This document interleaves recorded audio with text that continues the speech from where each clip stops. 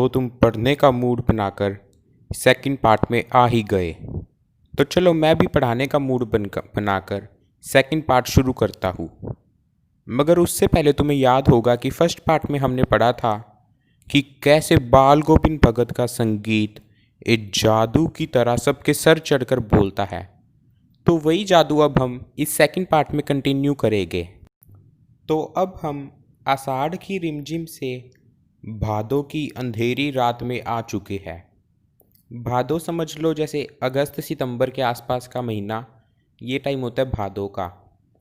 तो सीन ये है कि भादों की एकदम अंधेरी रात है और अभी अभी बारिश ख़त्म हुई है और चारों तरफ सन्नाटा है। सिर्फ झिल्ली की झंकार और दादुरो यानी मेंढक की टर्टर को छोड़कर बाकी चारों तरफ सन्नाटा है। लेकिन इसी में एक आवाज़ आती है और तुम्हें पता ही है वो आवाज़ है बाल गोविंद भगत की। चारों तरफ सन्नाटा है लेकिन बाल गोविंद भगत का संगीत कोई भी अपने कोलाहल में डुबो नहीं सकता। वे अपनी खंजरी को डिमक डिमक करके बजा ही रहे हैं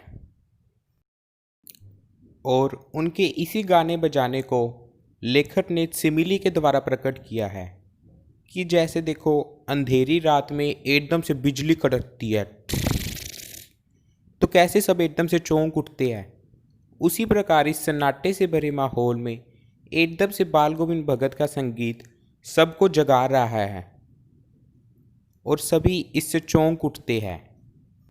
अब भादों के बाद कार्तिक आने पर बाल गोविंद भगत की प्रभातियाँ यानी सुबह सुबह गाए जाने वाले गीत शुरू हो गए, जो कि कार्तिक से माघ और फिर फागुन तक चला करते।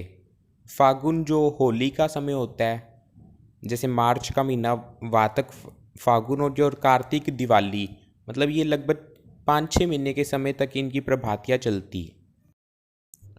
तो इन्हीं दिनों में उन्होंने सुबह सुबह जल्दी सूरज उठने से पहले उठने का भी मतलब अपना सिस्टम मतलब डेली रूटीन बना लिया था।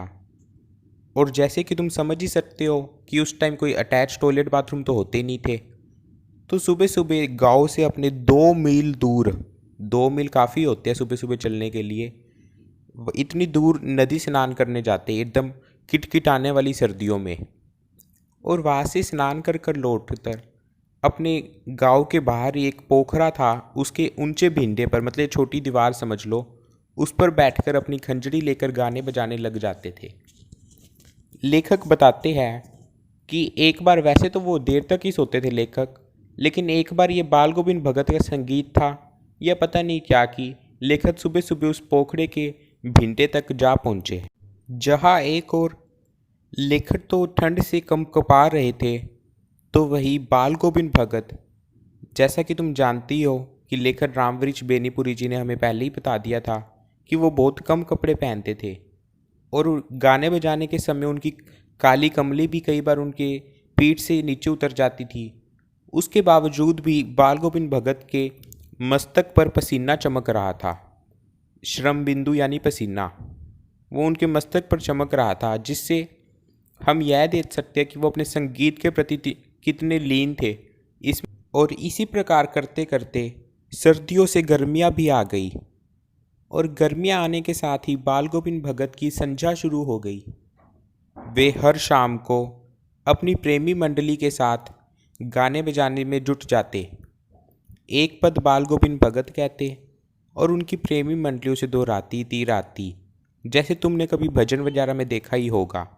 धीरे धीरे उनका स्वर एक निश्चित गति और एक निश्चित ताल से ऊंचा होने लगता और ऊंचा होते होते एक समय ऐसा आता जब मन तन पर हावी हो जाता और वे सब खड़े होकर नाचने लग जाते, लेट्स रॉक। और पूरा आंगन नृत्य और संगीत से ओतप्रोत हो जाता। मगर क्या बाल गोविंद भगत इससे भी ऊंचा गा सकते हैं? क्या ये इनका एक्सट्रीम सिंगिंग है या इससे भी ऊपर सिंगिंग कर सकते हैं? ये हम देखेंगे नेक्स्ट पार्ट में। तू है मुझ में समाया, कहाँ लेके मुझे आया, मैं हूँ तुझ में समा, तेरे पीछे चला आया, तेरा ही मैं एक साया। तूने मुझको बनाया, मैं तो जग को ना भाया, तूने गले से लगाया, सच तू ही है खुदाया।